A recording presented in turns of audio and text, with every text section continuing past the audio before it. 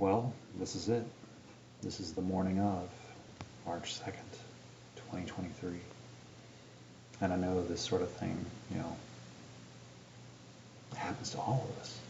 Just whether each of us get to be around for it and have the experience for ourselves, and how we feel about it is up to us.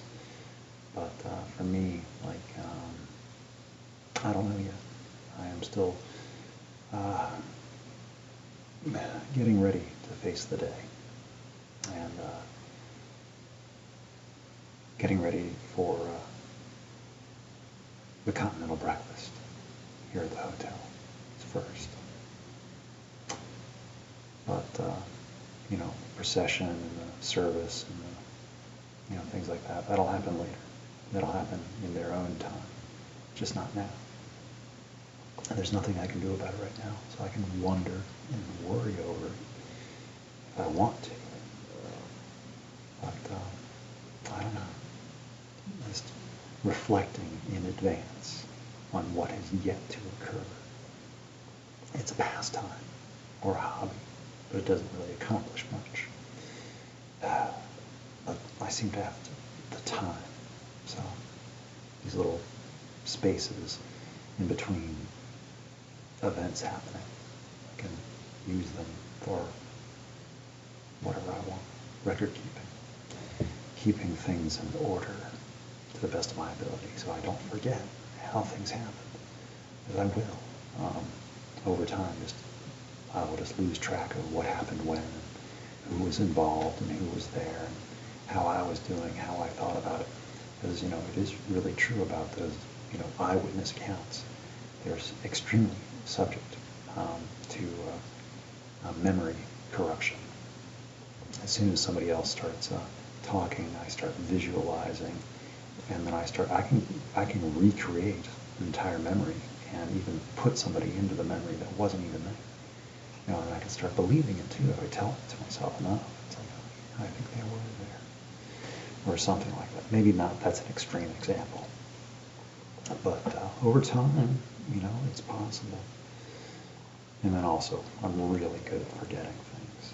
So even things that really matter, or they seem to matter at the time, or at least I've invested quite a bit of resources and emotion into it. But then just slowly, I stop putting those same resources and attention and emotion into it. It's just like, oh yeah. But I've kind of, and then I look at it again and it's like, well, I don't feel the same way. And I'm also now using my resources and attention someplace else. They've been redistributed, reallocated, and that's okay. I don't even usually decide these things. A lot of times it's decided for me. So, and then that can lead to but I don't have that much control over anything or say in the matters. But I have my personal feelings, but everybody else does too. And so it's like, just because I feel something doesn't mean that anyone else necessarily has to feel it too. So I can be extremely obsessive and passionate about whatever cause or crusade or campaign, but once I reach a certain point, or I can just reach a satisfaction point. It's like, okay, well, I've seen what I need to see, and maybe there's more, maybe there's less, but I'm not getting much opportunity or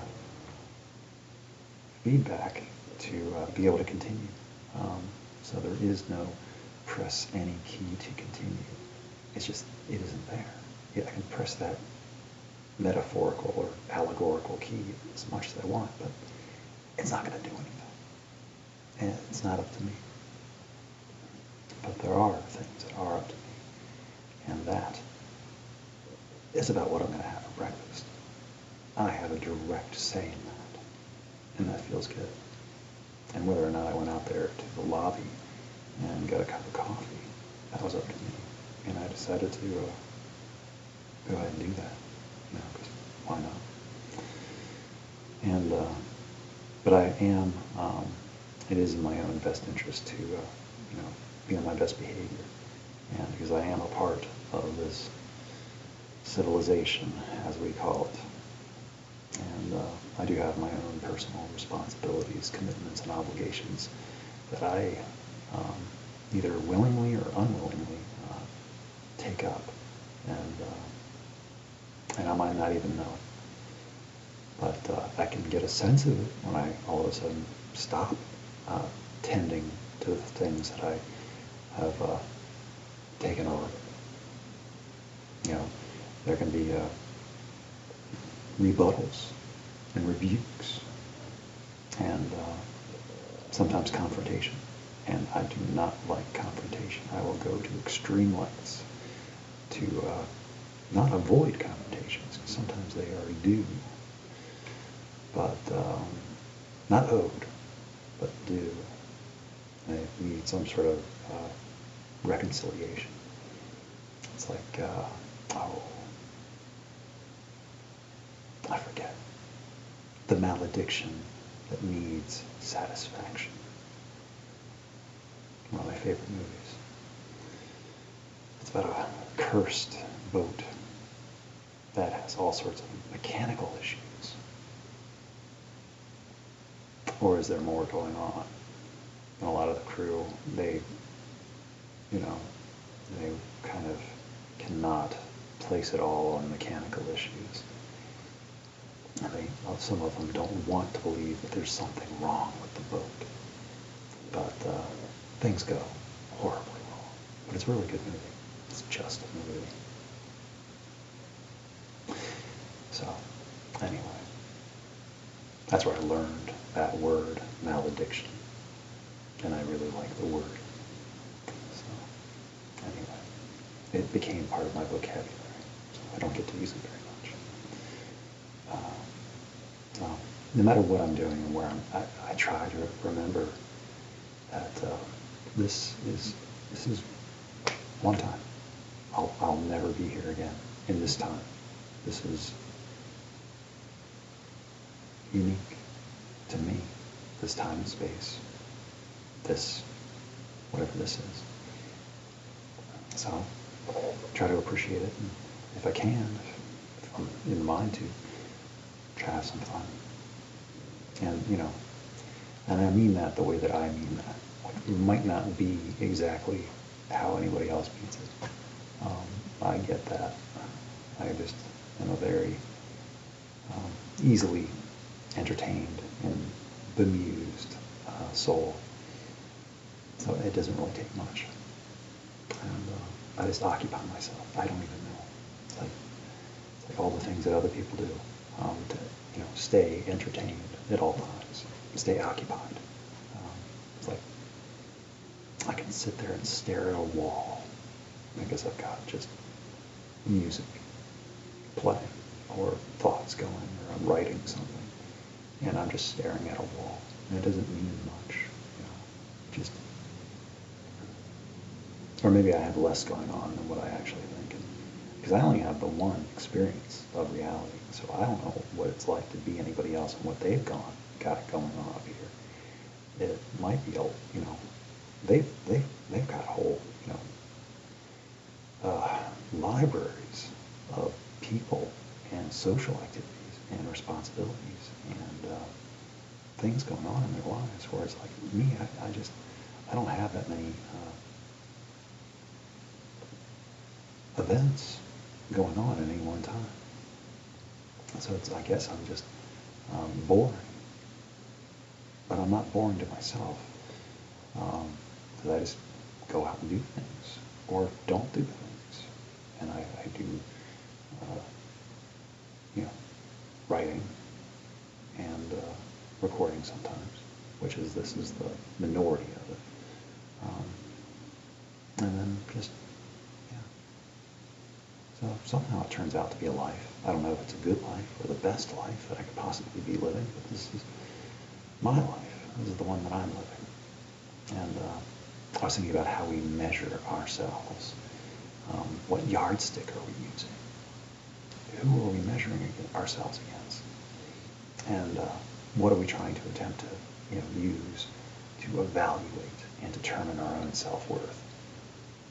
And be careful with that, because I see it, other people feeling bad about themselves or feeling good about themselves because they did, either they did less than somebody else, their own efforts are somehow inferior because they produced less of a number, an arbitrary number, or they feel okay about themselves or good about themselves because they did as well as or better by some measurement than somebody else, or an average of other people or something. So it's like, I get to feel good because I did so much better than other people, so I deserve to feel okay. You can feel okay without having done anything if you want to. But, doing things is, that actually help and make our world just a little bit better. It's better than doing nothing. Something is better than nothing. But even if nothing is the only option available at the time, it doesn't mean I have to, crucify myself or destroy myself in some way or just feel bad. I mean, I might do anyway, but I don't have to. It's a choice. So whatever options I take up, campaigns or crusades or causes, they're mine to take up if I choose.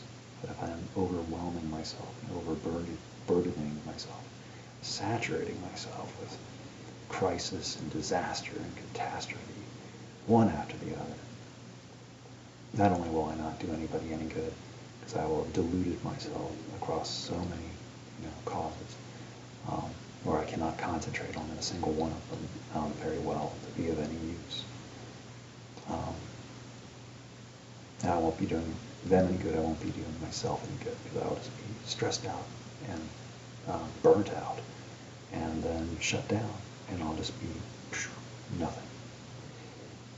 Because I don't think I can't keep up that level of awareness and attention and energy very long at all. I don't know if that's a surprise to anybody, but I like my downtime. I like a lot of downtime, and that's not really, it has to happen. It is a system maintenance requirement. Because if I just accumulate too much stress, it just builds up, and I just get so anxious, and the desire to escape, to flee, to disappear becomes intoxicating.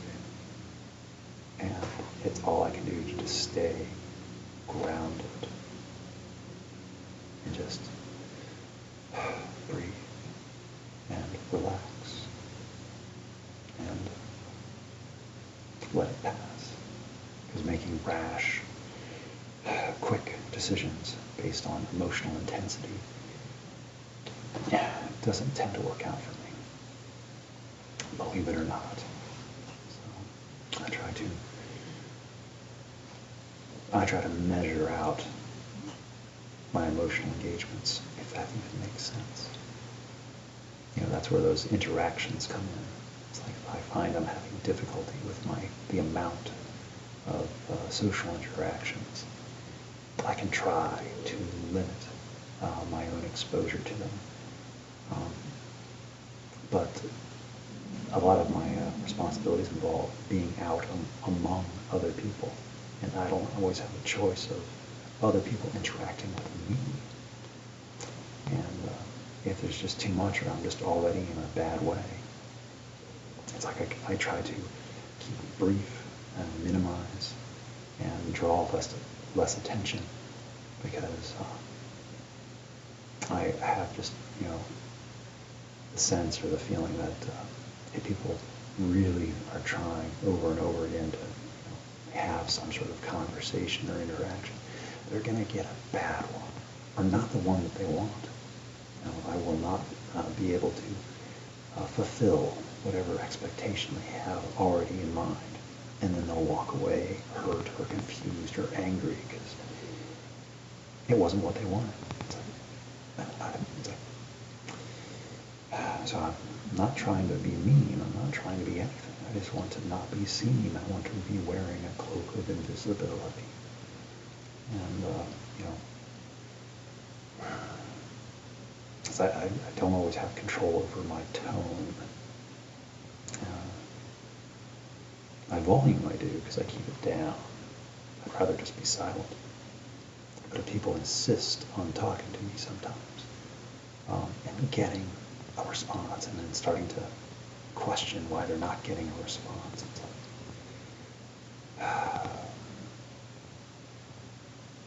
I don't know. I'm just kind of rambling. I'm waiting for breakfast. It should start in the next 20 minutes or so. I woke up to it. I slept well. It was a 10-hour drive. So, anyway, this is the morning of the funeral. And I'll see a few family members, and there won't be much of any sort of official ceremony. Just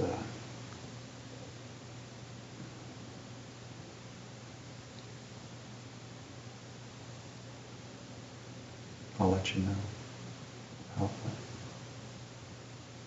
I'm still not entirely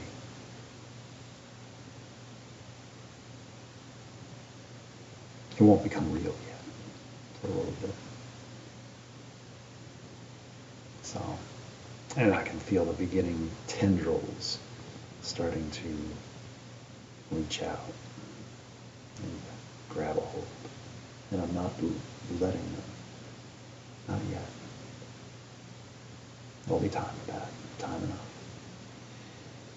So, anyway, I should get about the rest of my morning and try to relax. Try to let it cool. Whatever good that'll do me.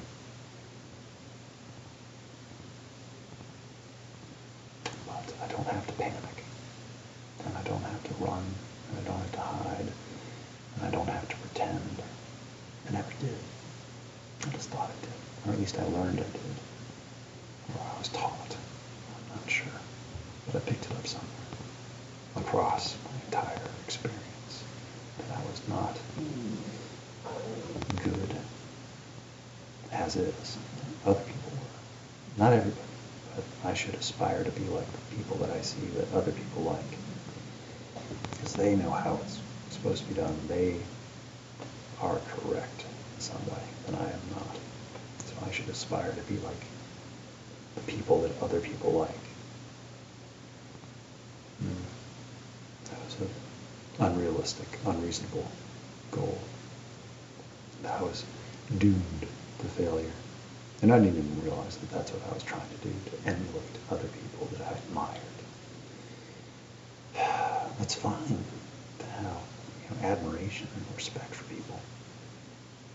And even to try to emulate or copy or mimic aspects of their identity for myself.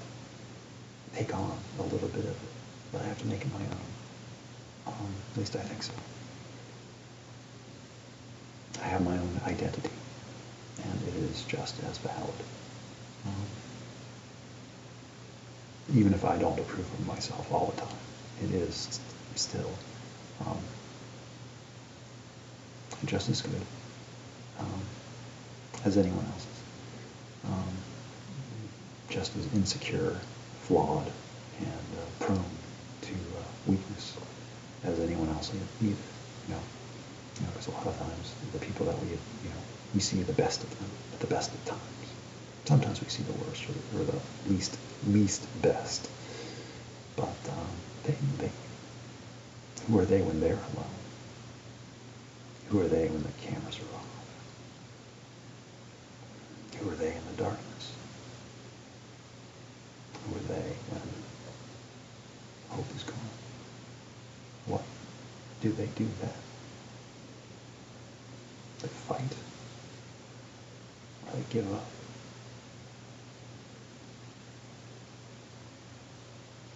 Or do they just hang on? Unanswerable questions, rhetorical questions. They don't have any answers. Whatever answers they do have, it's up to each one of us individually